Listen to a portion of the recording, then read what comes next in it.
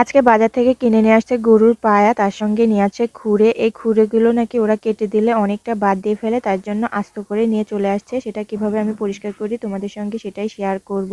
তো এখানে 4টাই খুরে নিয়ে চলে আসছে, আর তার আগে দেখে নিই এই পায়াগুলো কেমন হয়েছে। পলিথিনটা আমার খোলার ধৈর্য ছিল না, তাই ছিঁড়ে ফেললাম।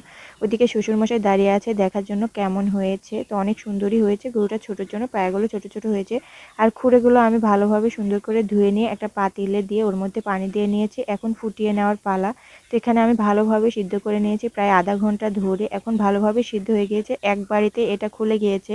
তো অনেক সুন্দর খোলা হয়ে গিয়েছে। এভাবে আমি একে একে সমস্তটা খুলে নিয়েছি। এই যে একটা একটা করে সমস্তটা খোলা হয়ে গিয়েছে। এখন সুন্দরভাবে কেটে নেব, কারণ পায়ের সঙ্গে লোম ছিল। তো লোমগুলো কেটে সুন্দরভাবে আমি পরিষ্কার করে নিয়ে নিয়েছি। এখন এগুলো ফ্রিজে সংরক্ষণ করব, কারণ শাশুড়ি মা বাড়িতে নেই, সে আসলেই রান্না করে হবে। তো ভিডিওটা ভালো লাগলে অবশ্যই like comment share and subscribe. আল্লাহ হাফেজ।